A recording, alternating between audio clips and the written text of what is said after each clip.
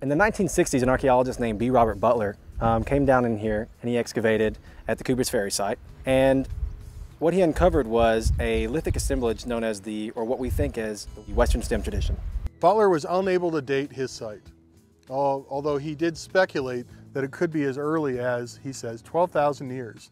Because at the very bottom of the site, he said those deposits look like they are glaciogenic, meaning they were derived from glaciers somewhere up in the basin, higher in elevations, grinding up bedrock, and that material coming down to where we're at. Loren Davis came back to the Cooper's Ferry site to reinvestigate the site. He opened up a 2x2 trench, and when he opened that trench, he uncovered an equipment cache. And basically this cache was full of the same style of lithic assemblages, the Western Stem tradition, that had radiocarbon dates up to 13,000 years. Basically what we ended up doing is we took old maps and we looked at where his drawings were. The Bureau of Land Management and David Sisson found some maps, some archived maps, and they showed actual pictures of when B. Robert Butler was actually doing the excavations. So in order to find Butler's Trench, we brought in a colleague of mine from Texas A&M University named Tim DeSmet. And what Tim does is he does geophysical applications to archaeology. And by this I mean he borrows from the discipline of geophysics to help archaeologists find trenches or in any other way that he can help. So in this case, what he did is he brought in a cesium magnetometer, specifically the G858, to help us find Butler's Trench. So what this does is it allows us to peer in the ground without penetrating into the ground and disturbing it, and then reflects back a gradient in order for us to find out where ground disturbances are. This will allow us to find Butler's Trench, and we can then correlate it with the site. So this is a passive, the magnetometer that we use, a G858 cesium vapor magnetometer, passively measures the Earth's geomagnetic field at a given point. With that knowledge, we then decided to go and make further inquiries in the survey area where we supposed that Butler's Trench should have been. So last year, in 2011, in January, Dr. Loren Davis here at Oregon State published a paper describing or explaining the chemostratigraphy at the Cooper's Ferry locality.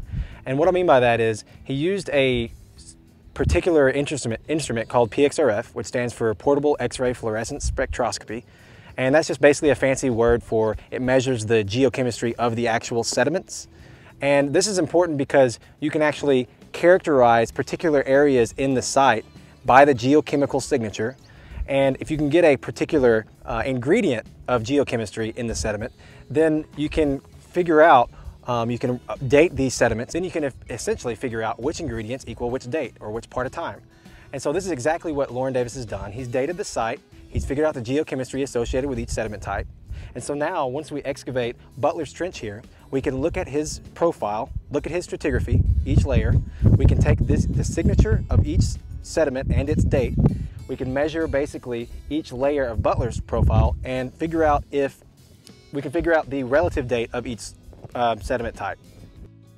We've done this is a 10 by 15, and then we also did another 15 by 20 today. And when you look at the data, really none of the other areas show this other than our control experiment sites.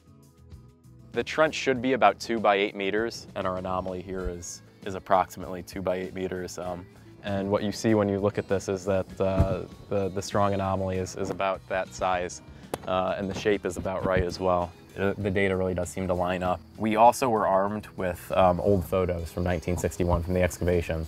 And when you line up the photos with these trees that are still existent there and the fence line, you notice that there's a notch in this tree and that these trees are still there in the same configuration.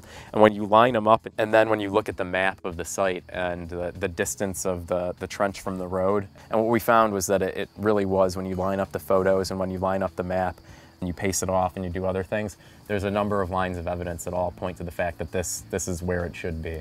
As a part of the project we're doing this summer, we're going to try to find B. Robert Butler's Trench and open it up and actually see what the layers were like that he recorded.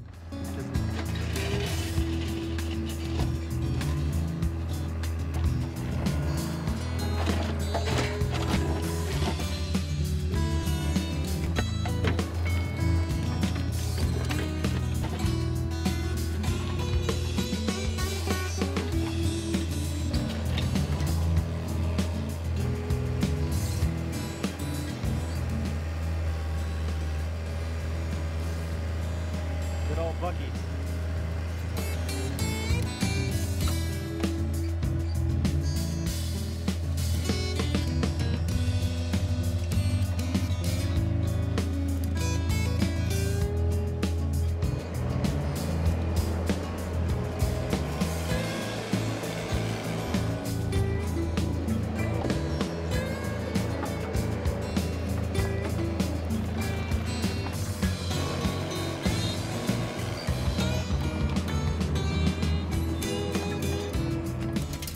So now that we have Butler's trench open, we can take the same measurements with the PXRF and get the geochemical signatures of each layer.